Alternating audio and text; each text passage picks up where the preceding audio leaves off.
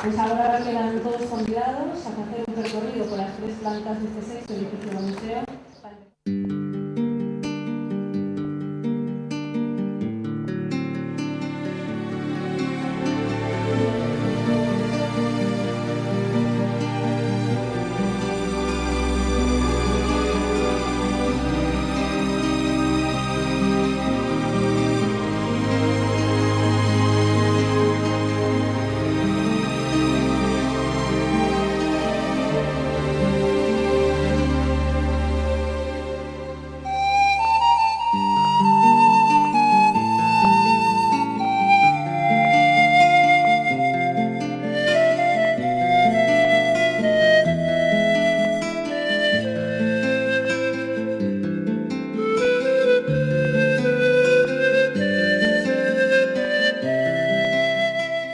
Galicia, Alberto Núñez Feijóo, que nos vai dirixir unhas palabras.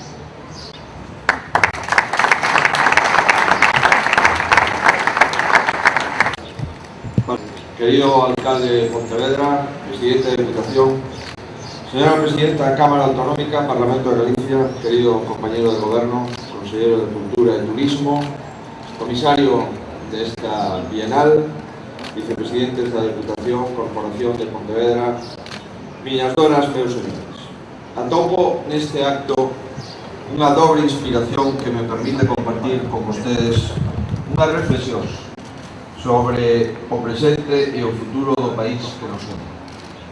E aquí, onde se conserva boa parte do legado dun dos nosos devanceiros máis ilustres, como é Castelao, mantense acceso un dos fachos que alumea a nosa identidade. Trátase desa herdanza da que nos fixeron partícipes os nosos antepasados máis gloriosos. Sen eles, moitas historias da nosa terra teríanse diluído nas brumas do exilio ou sinceramente do esquecemento. Por sorte sobreviven en librarías, bibliotecas ou museos como este. Hai ademais outra singularidade galega que trascendeu o tempo e imbuiu a meirande parte dos nosos contemporáneos. Tamén está presente nesta Bienal de Arte de Pontevedra e ten que ver co espírito aperturístico. Galicia é unha terra de xente cosmopolita, que viaxa e frecuenta outras culturas para aprender e para enriquecerse, con vontade de descubrir valores incómodos. Esta rápida reflexión incorpora, ao meu entender, dous dos rasgos máis importantes do noso ser colectivo. Unha férrea convicción sobre como fomos no pasado e unha profunda cordialidade para construir o futuro. Miremos o ámbito político, social ou económico o que miremos, atoparemos esta intelixente maridaxe que construe o galeguismo e que levanta un punto de encontro para todas as pluralidades. Penso que nesta gran achega que entre todos fixemos a autonomía, moito teñen que ver a arte e os artistas galegos. Detrás do seu paradigma eu atopo un modelo, que é o mito de Orfeo, ao menos polo que serve para explicar as potestades da arte.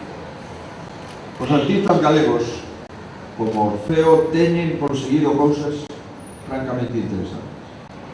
Se o músico da fábula logrou deleitar a todas as criaturas da natureza cos seus sons celestiais, tamén os creadores da nosa terra se caracterizaron por enxendrar novos ritmos, entusiasmar nunha época determinada e sumar as súas achegas a. Hai outro ámbito no que os artistas galegos se lles pode aplacar con xustiza o referido mito de Orfeo, un viaxeiro do seu tempo ansioso por coñecer e por aprender ata os cultos de Exibio.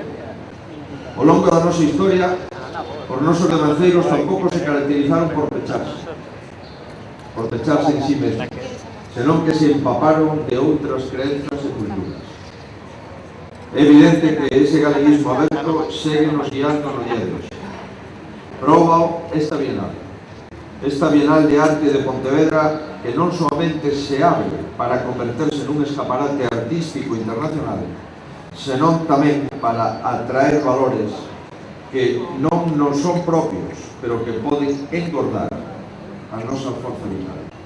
Confieso que las manifestaciones importadas este año me parecen más acertadas que nunca por varios motivos.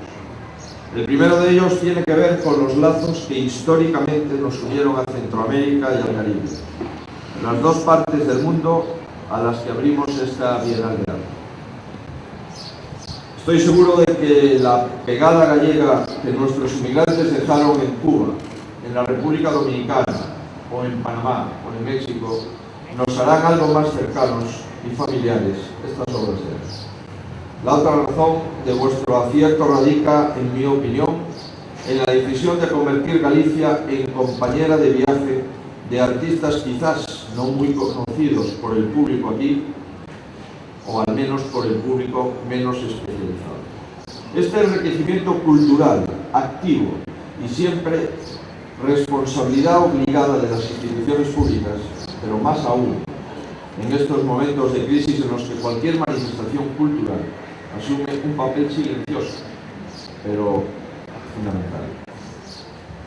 De alguna manera, una cultura accesible, diversa, plural, vanguardista y de calidad convierte el lastre de la desesperanza en un motivo de optimismo. El arte espállase irremediablemente, enténdese máis alá dos límites do museo e apodérase das rúas de Pontevedra e de Galicia entera. As institucións, lonxe de aferrarse celosamente a privilexios elitistas e desfasados, debemos alentar, impulsar e articular este proceso. E por iso felicito-vos sinceramente por fomentar a participación cidadá tanto en Pontevedra como en Vilagarcía, en Vigo ou en Santiago. Converter esta exposición nun foro aberto a todos os públicos é un éxito e un servizo público. Quen disfruta desta Bienal e coñeza un tempo a obra de Castelao e as tendencias máis vanguardistas de Centroamérica e o Caribe entenderán a dobre inspiración que justifica estas palabras. Definiuna con acerto o amigo Xosé Filgueira Valverde, director deste museo durante 44 anos, e primer conselleiro de Cultura da Xunta de Galicia. El, Filgueira, justificou o suposto sangue galego de Miguel de Cervantes por 4 razóns. E aquí está unha delas. É o sentido da aberta convivencia, decía Xosé Filgueira. Que a perspicacia de Filgueira para detectar o ser galego non sexa nunca en vano. Noraboa, moi tempo.